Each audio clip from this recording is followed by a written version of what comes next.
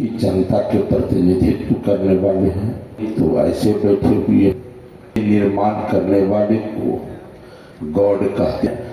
ऐसे हमारे डॉक्टर साहब बैठे हुए हैं जिन्हें जवाना सेकेंड गॉड कहता है और उस रूप में सेवा देते हैं। बहुत ही मूल्यवान था। बड़ी यत्न करके वहां से पटना से समय निकाल कर आया हूं और आया हूं सीधे और फिर सीधे अभी मुजफ्फरपुर जाऊंगा। वो बेचारे वहां से बार बार फोन कर रहे हैं जिसके कार्यक्रम में जाना है। इनके द्वारा, इनके संस्थान के द्वारा जो सेवा दिया गया और उस समय में जिन लोगों ने सेवा दिया वो सब सम्मान के पात्र है। मैं किसी भी मंच पर जाता हूं डॉक्टर, भी कोई सामाजिक लोग मंचासीन होते हैं, हम उन्हें माला पहनाते हैं, सम्मान करे। व्यक्ति खास होते हैं। कोरोना के काल में क्या दौलतमंद लोग सिर्फ लगे हुए थे? क्या पहलवान खलीफा लगे हुए थे? नहीं। कोई विद्वान लगे थे? ऐसी बात नहीं है। कौन लगे थे? जिनके हृदय में मानवता था वो लगे हुए थे। जो सामाजिक लोग थे वो लगे हुए थे, इसलिए वो महान है। कितना सामाजिक संगठन मूल्यवान है कि जब देश गुलाम था उस समय में कौन बिहार सरकार और सरकार उस समय तो नहीं था। उस समय कौन पक्ष कौन विपक्ष था? उस समय में तो कोई नहीं था। उस समय तो सामाजिक संगठन ही वो संकल्प लिया और अंग्रेज को यहां से खदेड़ कर बाहर निकालने में वो सफल हुआ।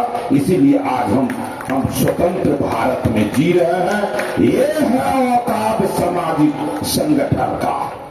सामाजिक संगठन का औकात ये है कि अपने भाई का लाश छूने में रूह कांप रहा था। इतना रूह कांपा कि छुआ ही नहीं। अपने बेटे का लाश, अपने बाप का लाश छुआ ही नहीं।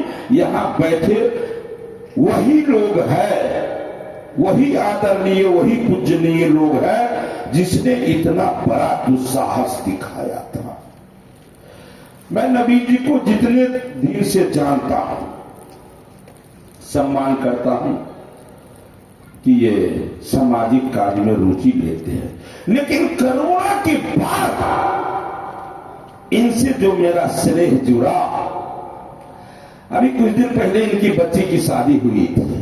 केवल मुझे पता चल गया था कि इनकी बच्ची की शादी है। मैं सीधा लगभग 1 बजे रात में पटना से चलकर 1 बजे रात में यहां पहुंचे और फिर यहां से उस घर नहीं गए, वहां से पहुंचे और यहां से फिर चले गए। जिसको निमंत्रण का कार्ड नहीं मिला हो, सिर्फ मालूम हुआ, वो व्यक्ति पटना से चलकर आता है फिर पटना वापस चला जाता है। उस व्यक्ति के लिए हृदय में कैसा सम्मान होगा, ये बात आप कल्पना कर सकते हैं। ये विलक्षणता, ये अद्भुतता, ये मानवता, ये इंसानियत वाले जो लोग काम करते हैं, समाज उन्हें पूजा करते हैं। कठिन दौर था, सब लोग जानते हैं। परिवार हॉस्पिटलाइज हो गए थे, लेकिन कभी मोबाइल एक बार बंद नहीं किए, एक बार भी नहीं।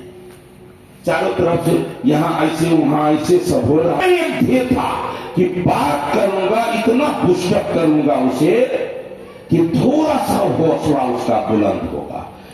विरोध से महतो जी नाम भूल रहे हैं कि देखिए गांव में जो है ना, लाश जलाने के लिए वहां डेड बॉडी आने वाला है और गांव वाला सब विरोध कर रहा है। किसी तरह से उधर से संस्कार कर दीजिए, किसी तरह संस्कार कर दीजिए। हम डीएम साहब से बात किए, 2-3 राउंड इस पर बात हुई। वो हमको कहते हैं त्यागराजन जी बताइए आप कैसे बात करते हैं, आप हॉस्पिटल छोड़िए, बंद कीजिए आप अपना मोबाइल। लेकिन महाराज जैसे जब से लंबे समय से राजनीति और जीवन में कभी मोबाइल नहीं बंद किया, वो इसलिए कि 2 बजे रात में यदि किसी का फोन आता है वो पागल नहीं होगा, कोई न कोई उसको वैसा इमरजेंसी होगा तभी वो हमको फोन कर रहा होगा। तो इस भावना से तो हम तो केवल बात कर रहे थे और कबीर संस्थान काम कर रहा था, लेकिन हम नवीन जी से उस समय के बाद से हर समय में इसी तरह का वही रिश्ता देखी। यह व्यक्ति केवल राजनीतिक नहीं समाज सेवी है, और राजनीतिक और समाज सेवी में थोड़ा सा का अंतर होता है। मुझे लगते रहता है समाज सेवी को ही समाज को राजनीतिक जनप्रतिनिधि के रूप में चुनना चाहिए। जरा सोचिए, शिक्षा का पढ़ाना है, हम शिक्षक को लाएंगे, मकान बनाना है, इंजीनियर को लाएंगे, हमको खाना बनाना है, खाना बनाने वाले कारीगर को लाएंगे। क्या हो गया, सबका एक विभाग है, लेकिन ये क्या हो गया, राजनीतिक सभी विभागों का मेन चाबी है। और इतने बड़े काम के लिए कोई पैसे वाला आ गया, कोई बड़का बाप का बेटा आ गया, हम उसी को जिता देते हैं। होना तो ये चाहिए कि सब एक विभाग का, और यहाँ सभी विभाग का चाबी रखने वाले तो मेरा जिम्मेदारी होना चाहिए कि वैसे लोग जिनको समाज सेवा से ताल्लुक है, हमको उनको सम्मान करना चाहिए उन समय में। आज दिल के गहराई से हमारे संग यहाँ बैठे तैयार बांटने का काम किए थे श्रेणी कासिम, जो कोरोना काल में काम किए थे। हरि है, हरि की तरह जीते हैं। हमने कहा नहीं भाई, नाम के अनुरूप जीना बड़ा कठिन है, लेकिन पदनाम के अनुसार तो संकल्प के साथ जीवन जीने का आप निर्णय लीजिए है, तो आपको दुनिया जमाना आपको सेकंड गॉड कहता है, तो उस हैसियत से काम कीजिएगा तो इस सृष्टि का हित होगा। चलिए, आज के दिन में जो लोग इस संगठन को का सुनने के लिए, इनका पीड़ा सुनने के लिए आए हैं, उनको भी धन्यवाद है इन बातों के लिए कि मैं कहता हूं कि साइंस पढ़ना बहुत जरूरी है, इसलिए कि हम नए नए टेक्नोलॉजी से जुड़ेंगे तभी दुनिया में भारत को स्थापित कर पाएंगे।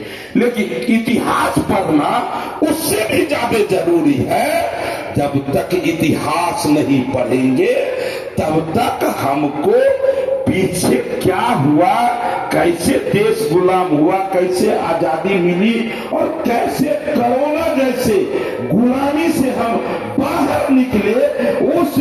उस कोरोना में कौन ऐसा सेना थे जो लोगों को सहयोग किया था, वीर भगत सिंह चंद्रशेखर आजाद के तरह काम किए, वैसे लोगों को हम नहीं जान पाएंगे यदि इतिहास नहीं पढ़ेंगे। तो आज के दिन इतिहास पढ़ने का, इतिहास लिखने का दिन है। जो लोग काम करते हैं अपना इतिहास स्वयं लोगों को रचना पड़ता है। ऐसा नहीं होता है कि हम कुछ करें और इतिहास कोई जो है हमारा बदला दूसरा तैयार करेगा, ऐसा नहीं होता है। जो लोग इतना हिम्मत जुटाए, मानवता का सेवा किए, जितने भाई हमारे एम्बुलेंस चलाकर ये सेवा दिए, जितने इनके आपके संगठन में है, मैं सबको दिल के गहराई से शुभकामना बधाई देता हूं कि परमात्मा आपके जीवन में सुख शांति समृद्धि भरे रहे और मनुष्यता